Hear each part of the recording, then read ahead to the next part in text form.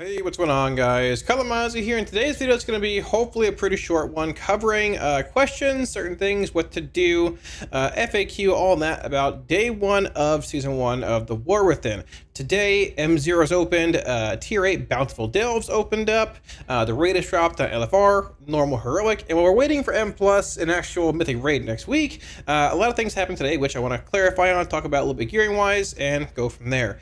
Weak Chorus add-ons profiles, you want them, Twitch, Discord, my website links down below. You can get them for free.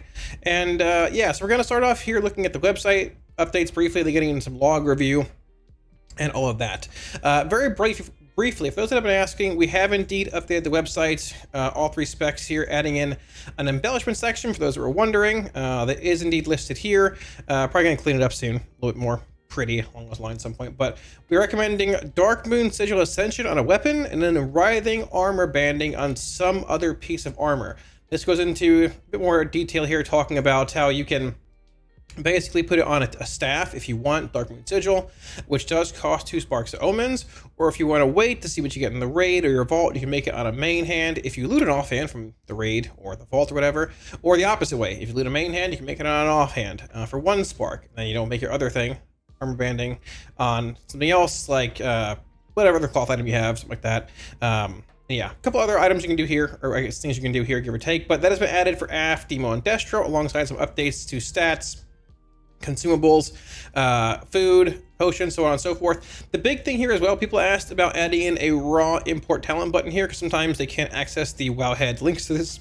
So clicking this button here will now also copy talents directly from what you see right here, whether it's Destro or Demo or AF. And on top of that, we've also added that button to the Nerubar Palace section for every single boss. So if you want to see the raw build here, you can click this link, which will pull up the Wowhead talent breakdown right here. If you want the build, click it, put it in game, bang, you're good to go. That's that. That's here for every boss. If you want raid testing videos, here as well. I will say that both this page will be changing a lot talent build wise over the next 24, 48, 72 hours when builds become more defined in the raid. Honestly, a lot's changing. While we have, I think, locked in on builds that are pretty close to being, you know, based on these fights, things do change, strats emerge, so on and so forth. So keep that all in mind when looking at this page and copying builds. Doing my best. Now, getting into the game here very briefly. So people have been asking a lot about what is the best optimal gearing path. I am 594 in this character. I'm 597 in the other character, which is my other lock for main raid. So what I have done, I have basically run a handful of M0s, and I did 4 Bountiful Delves today. Now, there are these new things. I don't have one here, but they are maps, essentially, which drop in Delves. We believe you can get 3 per week. And if you use one, the next delve you complete, which you want to be a tier 8 Bountiful Delve, will give a higher piece of gear.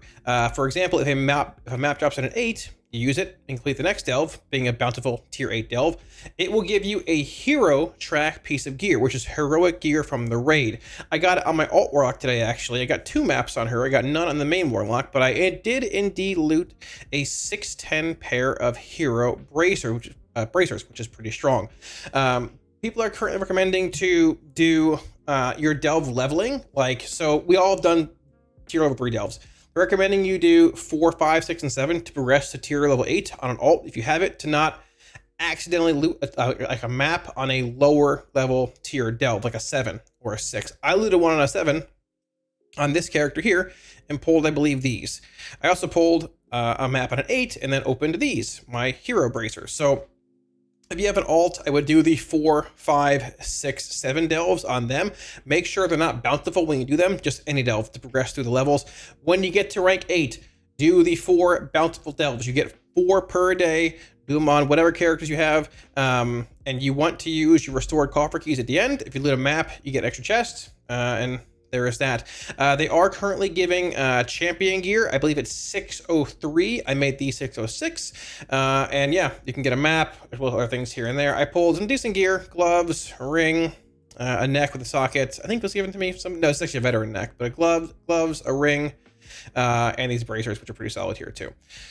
So there is that. Now, as far as M0 is concerned, honestly, I knew within about 2.5 dungeons, I'm not doing any more of these tomorrow.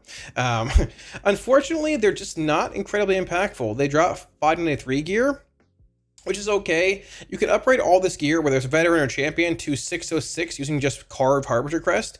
I had like 200 from renown stuff, and honestly, like I still can farm 300 more here, so you can use these pretty liberally to upgrade M0 gear or champion gear from Delves to 606. Heroic crests are dropping outside the raid a little bit. I would not use any of these on anything that's not hero or higher gear currently if you want to min-max things, but carved Harbinger crest, if you've done some renowned stuff, you should have a bunch of these, so that's fine. I upgraded the M0 gear that I got, like I think it was something here, this neck for example, to 606. But honestly, like you get, I think like 50 Valor Stones per whole dungeon. It's like 10 per boss and 30 from the last. You get very little crests. The gear is pretty subpar. It's also seasonal ones, to clarify, it's these ones here. Grimbatal Siege, you gotta go do these for M0, so it's not all the Warthen ones, it's these. Outside of like running Arakara for Sack Brood, I don't think I'm gonna run many more of these, honestly. Like they're fine, like they don't really give much. The eye level's low, you can get better gear in the raid, straight up on normal. Like normal gives champion gear, zeros give veteran gear, right? Normal gives champion gear. You can go in and do the first few bosses on heroic and get better gear too. And also, like I said, you have 4 bountiful delves per day. Each one costs, a key to do things with, but you should have like 13 keys this week, the end or whatever, right? So you can do like 17 bountiful delves or whatever. You can buy keys now within reason, I believe over here, the delve guy. And that's basically that. I'm gonna do 4 bountiful delves per day, hopefully pull some good gear from them, and just supplement with normal heroic stuff. If you want to run M0s, go for it. I would just run Arakara for this once a day, honestly, and depending on what you get in the raid, if you even get anything fast, it probably isn't even really worth to run past the first day or two. They were fun, but I realized really fast that they're a bit of a slog, and like they're a little long. Honestly, the rewards are pretty low, so I would recommend doing your 4 bountiful delves per day. You can spend these pretty freely. I have not crafted anything yet. I'm waiting for my vault to open next week. See what I get from there. But yeah, delves, and honestly, just raid stuff if you want. Champion gear, and you get weekly events. They give pretty good gear. Let's look briefly at logs. Alrighty, so what I pulled up here are heroic logs from day 1 of Nerubar Palace. Now, I'll say off the bat here, there are a handful of classes that are still overtuned. They need to get nerfed. Not even from like a I'm jealous point of view, or anything at all. Some classes are just too strong and didn't get nerfed. They're going to tune more this week, they said, on heroic. They're either going to buff a bunch of classes or probably nerf the ones that are pretty high, but some of the ones that are high have been high since like mid-beta, and I'm surprised they haven't been tuned more. But either way, getting into it here, keep in mind, a lot of these parcels here are from like Liquid and guilds that are running early on and stuff, and things will change a lot over the next 24 to 48 hours on heroic.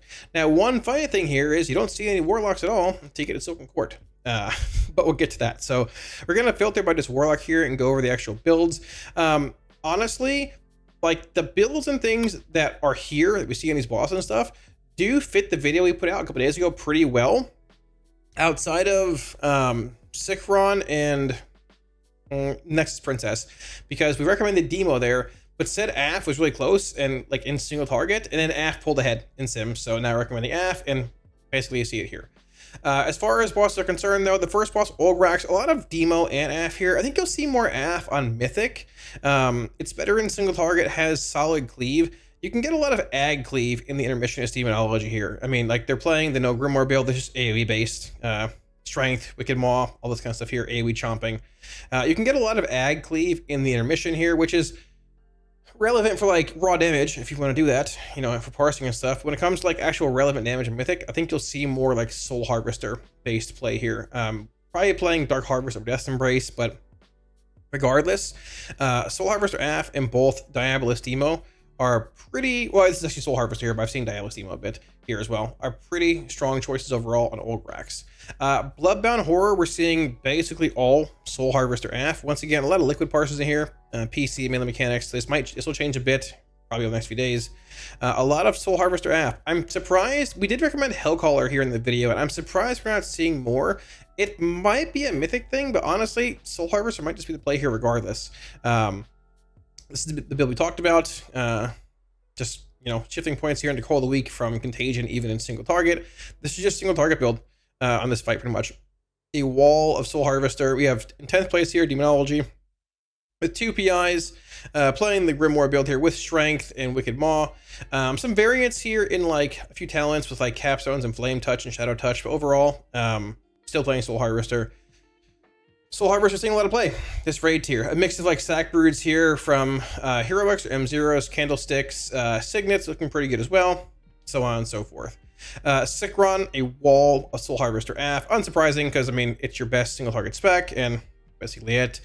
Single target, Patchwork, Soul Harvester play. There is that. We have Rashanan, which is the boss from Dawnbreaker. It starts at 60% health, I believe, in the raid. Soul Harvester, a couple of Demo Parses in here, or at least one playing Diabolus, one Destro Parse as well from Kevin Locke and Nexus SX. It's Hellcaller stuff, Kata, Shadowburn stuff. Not too bad, honestly. Surprising to see Destro up here, but I'm down for it. But yeah, a lot of AF here, Soul Harvester stuff. Important to point out on Rashanan, they're actually playing both Dark Harvest and Death's Embrace here, pulling a point out of Ravenous. You want to play Death's Embrace here for sure. Dark Harvest likely does sim higher, or I guess performs better here when you're looking at all the ag cleaves spawning at times, which do line up pretty well with Soul Rot windows in this fight. So it makes sense to pull this. Also a lot of movement, so losing Nightfall stacks. Makes sense. Soul Harvester doing good here. Death's Embrace strong here as well. Brood Twister, I'm surprised to see this much Soul Harvester AF here. I thought you'd see more Hellcaller, but honestly, this fight's a toss-up. It's probably going to be a mess on Mythic, and that's that. You got THC playing Demo here a few times, Splat playing Affliction, Soul Harvester stuff here. It just really depends, honestly. If you pull it up here, you probably even see more than that. There's some Destro in here. It's a conglomeration. This fight's going to be weird. But a lot of Soul Harvester AF here, unsurprisingly.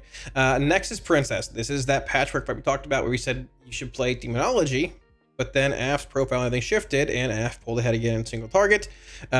We said, to be fair, Soul Harvester AF are pretty close. A lot of Soul Harvester AF here. Now, if you look at like overall stuff, Tuya did get 3 PIs here. Topping, looking pretty solid. But overall, like for overall performance on Nexus Princess, Affliction is not sitting, filtered by everybody here, not sitting incredibly high. There's parse there, but a lot of like hunters, a lot of arcane mages, a lot of warriors, a lot of shaman mixed in here, and some rogues. Surprising. And then finally we have Silken Court here, which is actually the first Hellcaller AF fight we're seeing. You have builds playing 2-2, 1 point in Cold of the Week. I might pull a point out of Contagion to jump into Cold of the Week here over this, but it's hard to say because it is also sort of like, you know, a dot based fight. I also like Death's Embrace a lot in this fight too, but it sort of depends on what build you can sort of, I guess, work out to be. It's sort of tight once you can work out here build wise. At 1 point in Cold of the Week, I'd like to have Death's Embrace, but you also want other things here. It's hard to pull points out of things like Malediction and Contagion, where you're playing Hellcaller with Wither into targets. So as far as the raid goes, I mean, it's what we expected. Like, there are some classes that are pretty strong. Probably need to get some tuning here and there to them. Might need the bump locked up a little bit overall when it comes to like raw tuning. Seen a lot of Demo and Destro and Ansarek, which is interesting. We'll see where that goes tomorrow. We raid tomorrow. I guess today, when this video is coming out. Wednesday, 11 p.m. Eastern. Yeah, so maybe some Destro here. We'll see. I don't know. But either way, a lot of Soul Harvester AF. A little bit of Demo Soul Harvester stuff. But I'd say about roughly what we expected. So, yeah, that's that.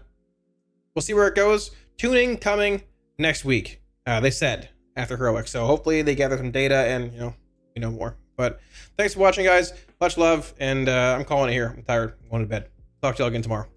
Peace.